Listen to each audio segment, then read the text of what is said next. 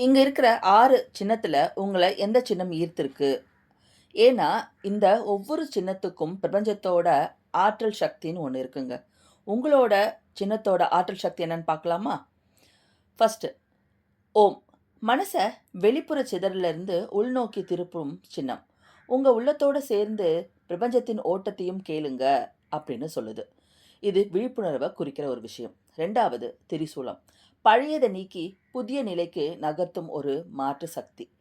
உங்கள தடுத்து நிறுத்தும் பழையத விடுவித்து அடுத்த நிலைக்கு நகருங்க அப்படின்னு சொல்லுதுங்க. இது மாற்றத்த குறிக்கிற ஒரு விஷயம். 3வது தாமரை.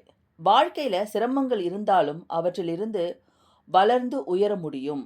உங்க கடந்த காலம் உங்க எதிர்காலத்த நிர்ணயிக்க வேண்டியதில்லை அப்படின்னு சொல்லுது. இது வளர்ச்சிய குறிக்கிற ஒரு விஷயம். 4வது தர்ம சக்கரம். சக்கரம் நின்று விடாம சுழல்வது போல வாழ்க்கையும் மாற்றங்கள் தொடர்ந்து வந்துகிட்டே இருக்குங்க. வாழ்க்கை நின்று விடாது. மாற்றத்துடன் சேர்ந்து சரியான பாதையில் செல்லணும் அப்படின்னு சொல்லுது.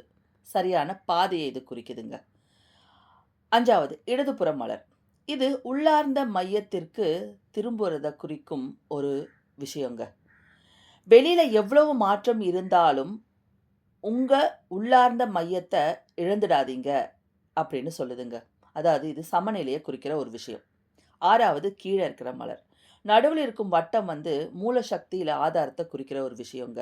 உங்களுக்குள்ள இருக்கும் சக்திய உணர்ந்து அத வெளியில கொண்டு வாங்க, வெளியில காட்டுங்க அப்படின்னு சொல்றாங்க.